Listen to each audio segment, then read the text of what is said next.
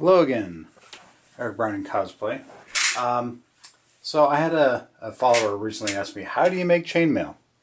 Well, first you got to make the coils, and you got to make the rings. Then you got to cut the rings, then you got to twist it all together. So this is my ring making jig. I have a 3/8 inch steel bar here. This is a 1/4 mile of 18 gauge steel wire. Fencing wire, which I bought off Amazon. I think it was maybe 50 bucks. It's by Field Guardian. Actually, I'm sorry, it's 14 gauge steel wire. So anyway, this wire, you got to keep a grip on it, otherwise that stuff will come undone and go all over the place. So first off, you notice this bar has a flat spot and a hole. So I just filed that off, took my drill, punched a hole through there. That way I can stick my wire in here. This is what keeps the wire on when you're spinning it around with the drill.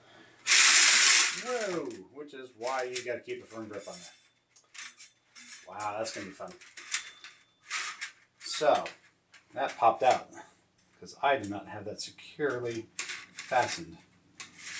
So, we're going to bend that the other way. And this is going to be fun getting this back together, but here you go. So that goes through there. This is just your ordinary drill. Stick that on the end. Attach that. Now that's what you're going to use to spin the coil of wire. I'm just using an old sock here because the wire is dirty. You can see all the stuff that comes off the wire here. We're just going to spin this now. And I'm actually going to move this bar out as it fills up. So let's move this back a little bit. So we're just going to go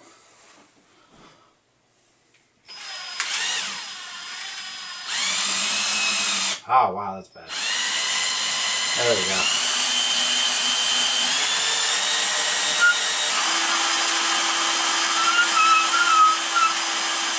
The reason why I pull this back out, that way my wire can stay centered as I spin the coil.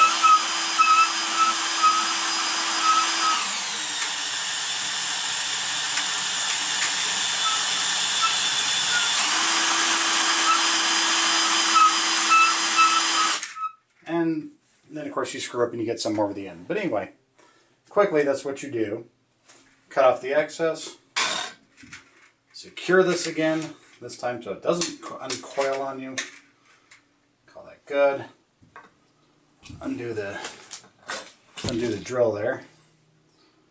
This is not my best coil. This is actually one of my worst coils.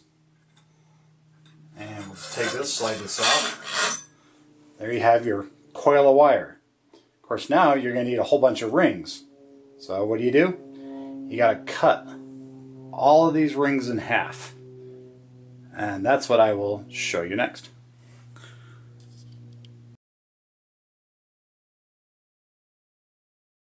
So the next obvious question is, how do you go from these to these? These are individual rings. There's two different ways you can do this.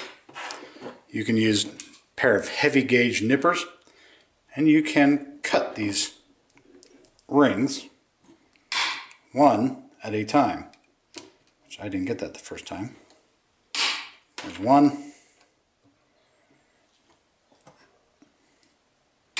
There's two. That tends to be kind of laborious, and it also gives you really weird uncut ends. You have to file them and or, you know, kind of get off the little nips, the little extra like hangnails, and it doesn't give you a very clean cut. I don't like doing it this way, but the way I do it is not totally for the faint of heart, and you do need a Dremel. You also need a Dremel with a cutting wheel. You can use a steel diamond cutting wheel, which is fine, but they take a little longer. Or you can use these metal cutting wheels. So I'm going to put one of these on. Now, you could clamp this in a vise. You know, just a vise to clamp them down and cut right down the middle, which is fine, but then the rings go all over the place. Or, like my friend Fitzcalston figured out, you can make a jig. This is just a block of wood that we have here. This block has a hole in it, also has a notch and then a groove. This way I can put my Dremel up here, push the coil through the other side, and all the rings will fall out the bottom. This is probably the fastest way that I've found to cut rings, and thanks to Fitz for showing me this. Now you're kind of wondering, why do I have this out here on the edge of my work table? Because I'm going to screw in a bucket right below it. So first let's get this down. Now I've been using just a regular old bucket before. The other bucket I used, you can see it's kind of melted on the inside. That's what happens when you use the steel wheel. Those rings will be hotter than holy terror. And when they fall, they will melt your bucket. So that's why I like the cutting wheels. They're super fast and they are very easy to clean up after. One thing of note, you will need goggles and safety glasses because sometimes these things catch and they will go poing and they will fling across your garage or your workspace. And also a respirator. You don't want to breathe that metal dust that you're going to be making. So let me put this on.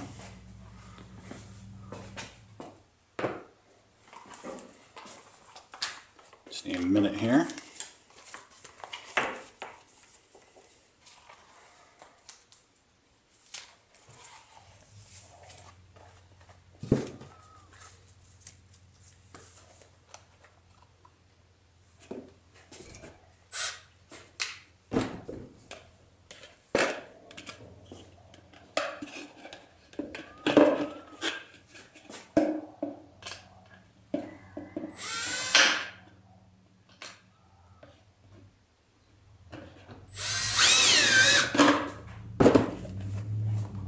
Now, as I do this, all the rings will fall right into that bucket and then I'll be ready to start twisting right after I cut them all.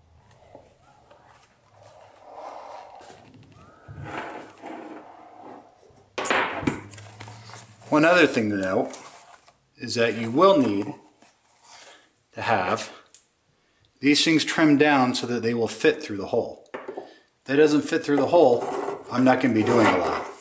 So that fits all the way through. Now you notice the wood is also fairly thick, so when I get to this stage, I can't really poke on that too much more. So you use the other one behind it to feed it through and cut them all. This one I'd already started cutting right there, so we're going to put that in. I will cut those first.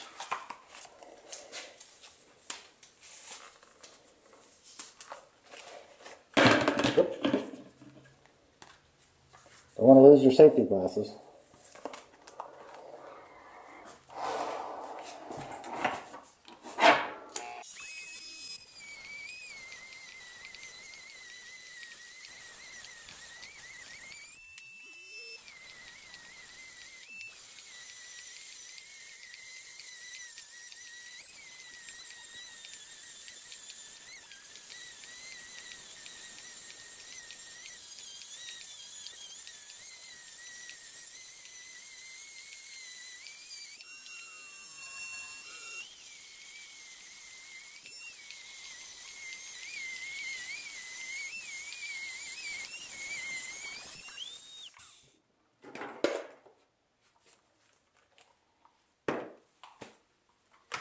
So you will also notice sometimes you have a little couple extra hanging out. You can always nip those if you want, and you can also put them in the vise and just cut those 4 or 5 rings if you don't want to lose anything.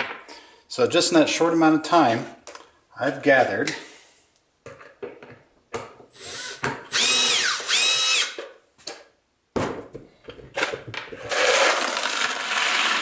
that many rings to cut. Now, again, that's really easy. If you're not into spinning everything and making it, you can just buy pre-cut rings for yourself. They come in, I know they come in aluminum for sure. They are also a bit cheaper than if you have someone pay, or you pay someone to make your mail for you.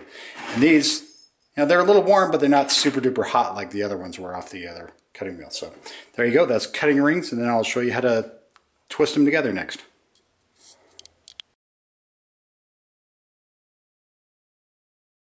So now that we've got all of our cut rings here, before you can go from this to that, you've got to make them into little circles. You notice they're all cut and they're all kind of slightly bent too. They're offset. So you can do it a couple different ways. You can take I have 2 pairs of pliers because I'm using both hands. You can take these and you notice there's a gap because that's where the metal was that you just cut off.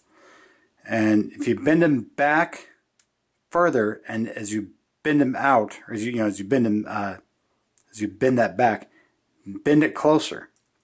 That way, when you come back, you end up with a fairly close hole. And you can also tweak a little bit, tweak it a little bit more, and there you go. There's one ring. If you're really insane, you can solder all those rings together. But I am not that insane. So I'm going to go like that, bring this back. Sometimes you can feel the ends grind against each other. That's when you know you've got a nice close connection. I used to do it another way, where I used to take it and flatten it out so I still have the gap, like that. And then I would take this, put it in here, and close it up. Well, that worked fine until I munched my thumb. I also munched my hand right there. So, yeah, I don't do it like that anymore. So the best way, really, I found is just twist it out, twist it back, make yourself a nice ring. Now, you notice I have exactly 5 rings here because this is the 4-in-1 pattern. And you'll see why it's called 4-in-1 in a second. So, I'm going to twist up the last one here. Feel that grind across there. Now, if you do get a ring with some goobers on it, you can actually just take your pliers and just go around it. That usually will clean up any goobers that you have that are left over from cutting. So I've got 4 rings, and I've got this one. This one I'm actually going to spread apart. Rink. I'm going to put the other 4 on there. 2, 3, 4. We're going to take this and put that back together. Let's do that a little better.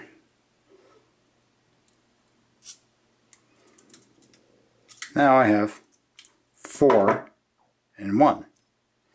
That is the basis for this chainmail. That's why I have 10 million of these little assemblies I've made up. So first I twisted a whole bunch of rings together. I just took some loose rings and then made looped them together. And it's kind of a nice mind-numbing task. So now what you have to do is you have to start weaving these things together. So it's a little tricky at first. I'll start off with kind of a new row here. What you need to do is lay these things out so that you have a nice little pattern like that. You got to watch where this goes. If this is not in the right spot, this one's sloping up. If you put one next to it where it's sloping down, your pattern is not going to work and you will cry because you'll have to undo all that. So make sure those are oriented the same way. Put them side by side. Grab another ring. And this is where the weaving comes in. So we're going to take it, spread it apart. And what I'm going to do is I'm going to go in right through that hole, right between those 2 rings, and come up through that hole between those 2 rings. So this is always tricky, especially when you're trying to do it with a camera and a tripod in the way. So we are going to go down, and we'll come back up. This is the hard part, especially when you're starting off a brand new set. So there, those are together. Let's twist that one back in.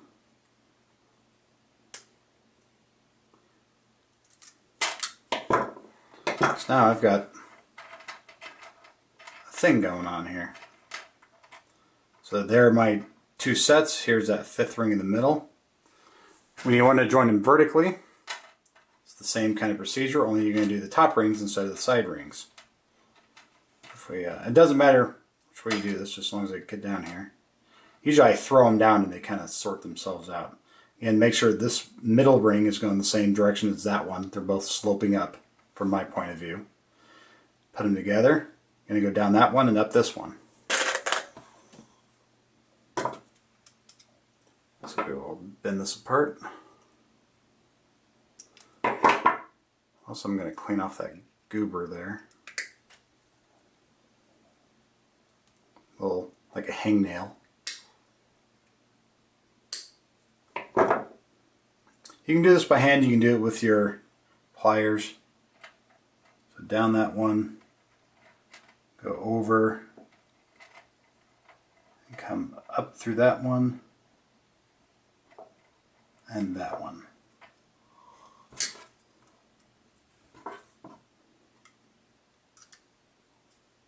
If we close that up.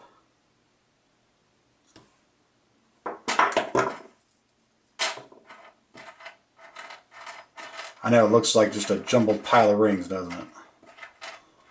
So let's straighten these all back out now into our pattern we had before. So there's our pattern with our clusters. Now you notice I had that continuing pattern of that middle ring going through there. This is where it gets a little complicated because you have to start counting to 3. Now I'm going to insert this piece into a whole sheet here.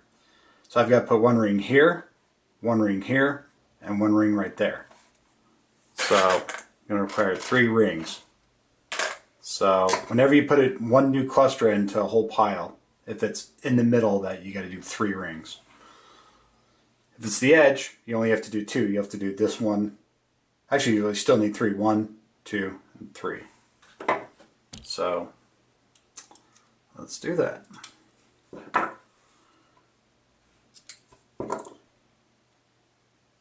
We're going to go down through that one and poke it over. Oh, actually, let me start over here real quick. When I do this, I typically start at the top, and then I do the side, and then I do the one in the middle in terms of making this easier, especially when I have a big sheet like I showed you earlier. So we'll do this one first. Down and up. Let's try not to disturb it so much this time. Probably be easier to get it back together.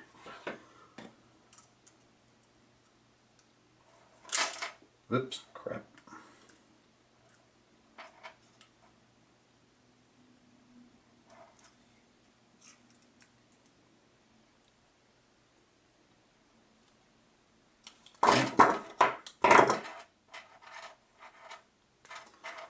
Straighten out our rings here. This is always the worst part on when you're starting a new set. Because you got rings all over the place. And you're just like, where is everything? Alright, come on. Rings are not cooperating today.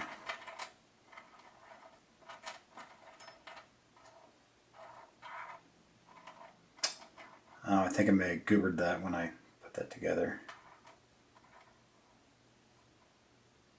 Yeah, that one got goofed. But let me show you over here. When you have a nice big set going. Get this out of the way. This is that same technique, just over and over and over. It's easier once you have them more or less laid out.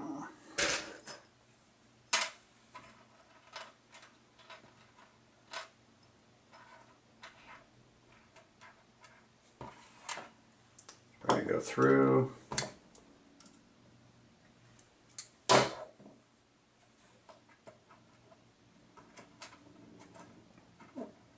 Down and up. It's easier when you have a nice big set of these done because the bulk of these rings will stay put. So when you throw this back down, it'll be okay. There's that. There's, sort these back out. So there's that. This is what I was trying to show you earlier. So this is the hard part, is lining these back up when you have this stuff. It's kind of like getting snowblind, you know, when you're just looking at all those flakes going sideways. Don't try to stick it right next to it and line it up with this ring. You need to line it up with this ring. Again, that middle ring going all the way up the middle. So those two, you know, these should nest underneath the ones above it and vice versa. So, split a ring here. This is where I do the top one first. Let's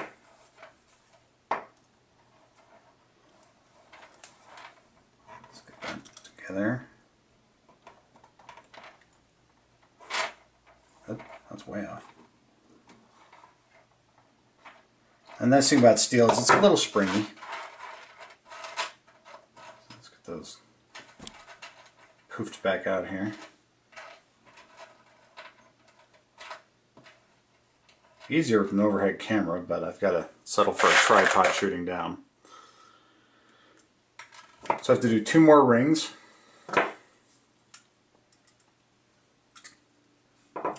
This one's going to go right here between the 2 clusters, or sub-assemblies. I'm going to go down, and then up, close this off.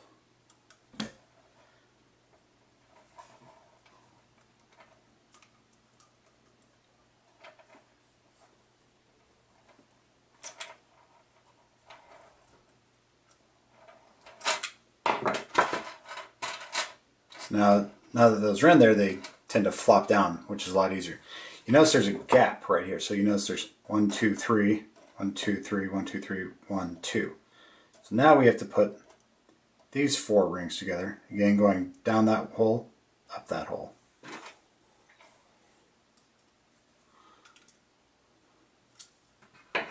So, down through that one, underneath, pop back up that one.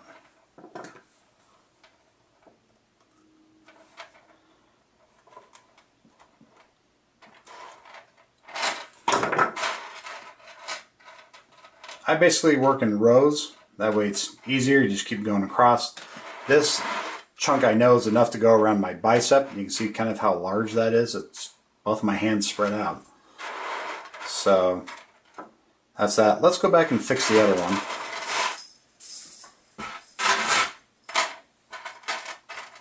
Probably should have done this earlier. So this is the one that's all goofed up, this ring right here. Let's take this bad boy back out. Rink. So we have our L-shaped piece again here.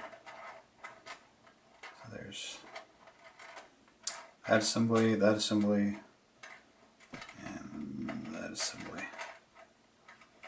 That's a nice thing, because as long as you don't solder those rings shut, you can go back in and just redo them real quick. Oh, come on.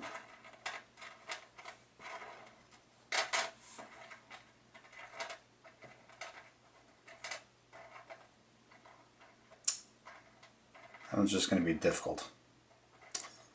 Ugh.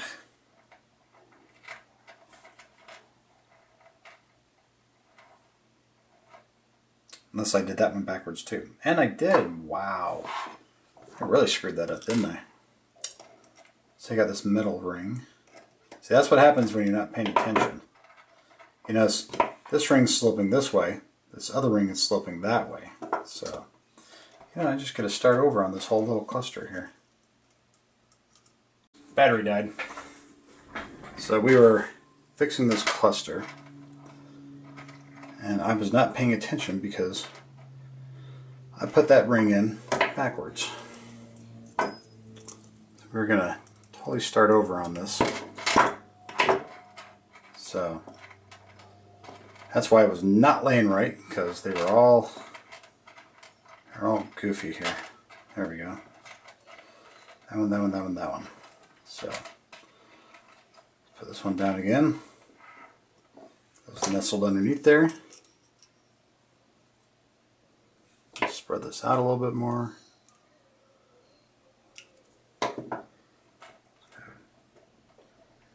Down and underneath. Back up.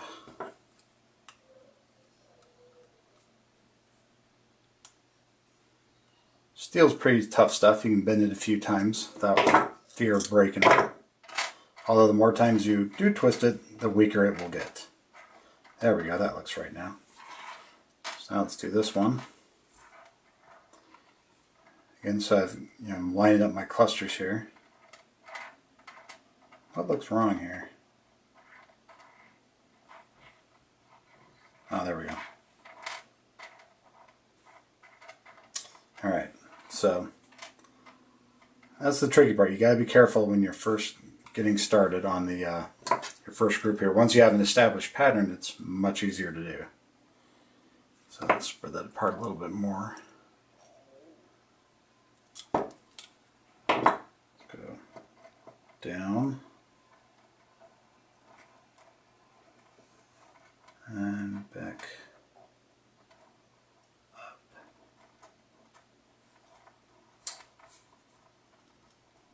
I think that's right this time.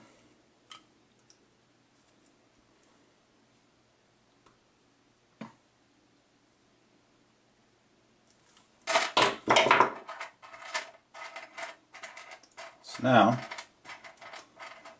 got kind of a U shape going on here. See, so I've got a join right here in the middle. Got to weave those together. Alright, I was counting to 3, so I did the 1 ring. I've got to do the middle, one joining the 2 new clusters, and then the one joining all 4.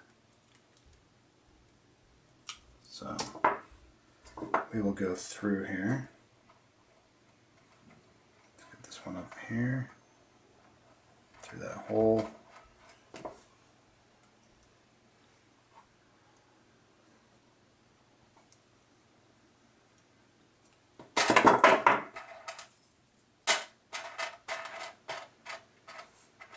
See, once you get them linked together, they plop down and more or less go back to the pattern.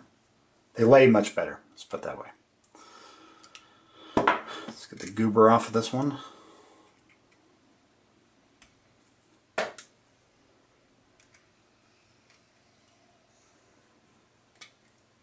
Alright. And let's weave that one through. Just down through that hole. Well, I got to spread this one out a little bit more because it's a little too tight. Hard to get it through all those rings. This way you put it down, then you can twist it, go under.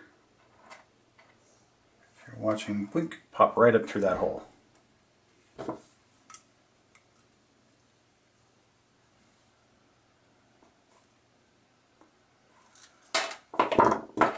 And there you go. There's a chunk of chainmail right there. So I'll just weave that into the big pile and off I go. The never-ending chainmail. Thanks for watching. Again, facebook.com/EricBrowningCosplay.